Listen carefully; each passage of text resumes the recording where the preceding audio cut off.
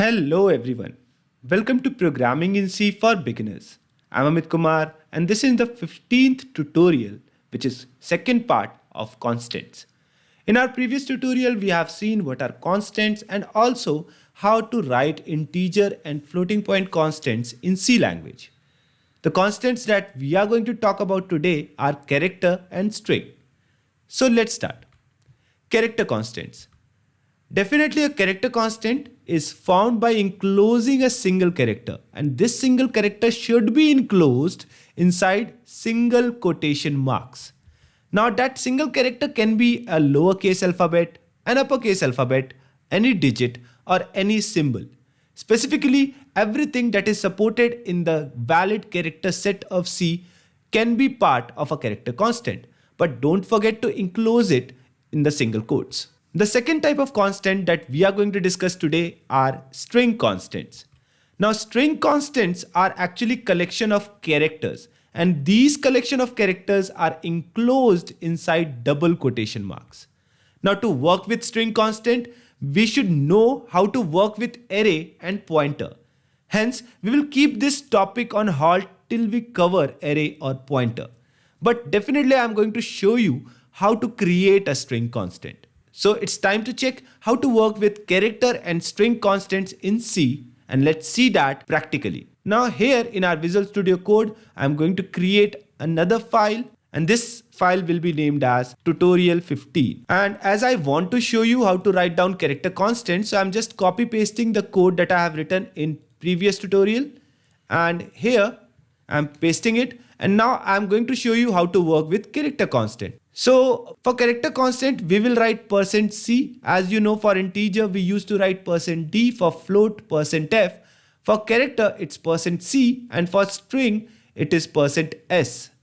Now we can pass a character over here, like that can be an uppercase or lowercase alphabet. So I am passing a lowercase alphabet first, and then I will pass an uppercase alphabet, and then we will pass digits and symbols. So you can clearly see I am also using \n so that these values should come in new line. Now the symbol, let it be @ and a digit, let it be 0. So here are the character constants, and this is how we write down the character constants in C language. Now let me show you the output. I am clearing the screen and running the program. Now clearly you can see it's printing all the characters right over there. Now definitely we can't put collection of characters, otherwise it won't show it, right? You can see this is an error.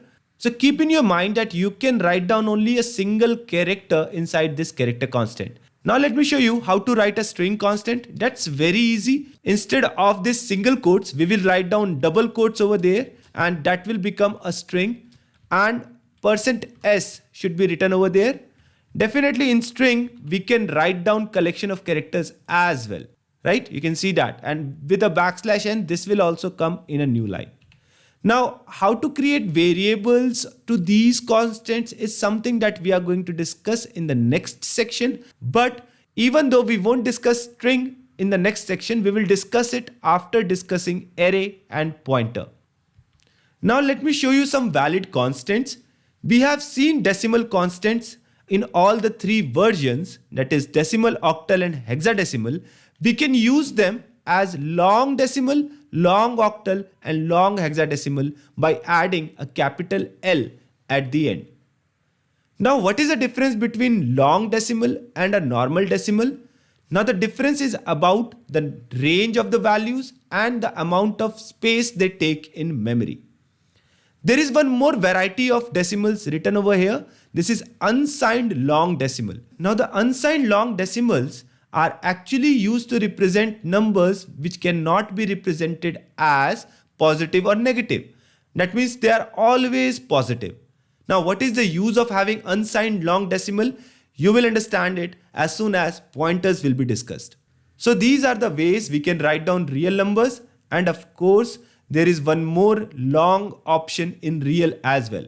Now this will make it to double. Otherwise by default it is float. The difference between double and float is about the range of value or about the number of decimal places they include. Double has exactly double precision than a float. That means it supports double number of decimal places. And that marks the end of this tutorial. Hope to meet you in the next tutorial. Till then, thank you and happy programming.